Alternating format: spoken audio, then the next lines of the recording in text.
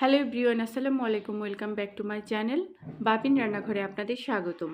আজকে আমি আপনাদের ডিমের ডেভিল তৈরি করে দেখাবো আর খুব সহজ রেসিপিতে। চলুন দেখে নেওয়া যাক কিভাবে তৈরি করতে হয়। ডিমের ডেভিল তৈরি করার জন্য এখানে আমি 5টা মাঝারি সাইজের সিদ্ধ আলু নিয়েছি। আর এই আলুগুলো প্রথমে আমি একটা চামচ দিয়ে ম্যাশ করে নেব।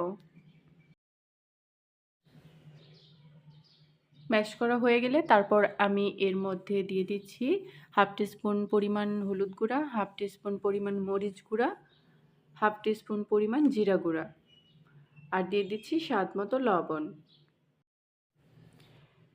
এরপর এই সব কিছু উপকরণ একসাথে হাত দিয়ে চটকে খুব ভালো করে মিক্স করে নিতে হবে।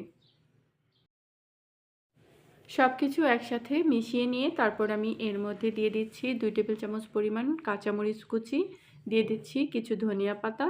তারপর আবারও এই সব কিছুকে একসাথে ভালো করে মিশিয়ে নিতে হবে।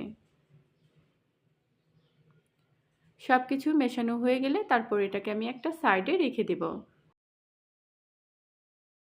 এরপর আমি এখানে 2টা সিদ্ধ ডিম নিয়েছি আর এই ডিম দুটোকে আমি 4 টুকরো করে কেটে নিচ্ছি। ডিমগুলো কাটা হয়ে গেলে তারপর আমি যে আগের আলুর যে মিশ্রণটা তৈরি করে রেখেছিলাম সেখান থেকে কিছুটা নিয়ে এই রকম করে আমি ডিমের ডেভিলগুলো বানিয়ে নেব। আপনারা খেয়াল করে দেখেন আমি কিভাবে কাজটা করতেছি। এরকম গোল গোল করে বানিয়ে আমি ডিমের মতো শেপ দিয়ে এটা বানিয়ে নিতেছি। ঠিক একই রকমভাবে আমি সবগুলো ডিমের ডেভিল বানিয়ে নেব।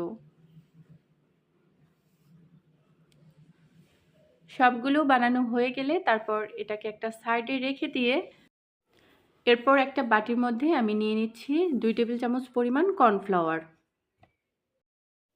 দিয়ে দিচ্ছি সামান্য একটু লবণ। তারপর এই লবণ আর কর্নফ্লাওয়ারটাকে ভালো করে মিশিয়ে নিতে হবে। এরপর পর্যাপ্ত পরিমাণে পানি নিয়ে একটা ব্যাটার তৈরি করে নিতে হবে। খুব ভালো করে মিশিয়ে নিতে হবে। এই ব্যাটারটা খুব বেশি পাতলাও হবে না, আবার খুব বেশি ঘনও হবে না। ঠিক এরকম একটা ব্যাটার তৈরি করে নিতে হবে। এরপর আমি যে ডিমের ডেভিলগুলো তৈরি করে রেখেছিলাম সেখান থেকে একটা নিয়ে এর মধ্যে ডুবিয়ে নেব। এটা ঘুরিয়ে ঘুরিয়ে এর চতুর্পাশে খুব ভালো করে কোটিং করে নিতে হবে। তারপর এখান থেকে উঠিয়ে নিয়ে আমি ব্রেড গ্রামের মধ্যে এটাকে কোটিং করে নেব। এই কাজটা হাত দিয়ে করতে হবে। হাত দিয়ে খুব ভালো করে এর চতুর্দিকে ব্রেড গ্রামগুলো লাগিয়ে নিতে হবে। ঠিক একইভাবে আমি সবগুলো ডিমের ডেভিল বানিয়ে নেব।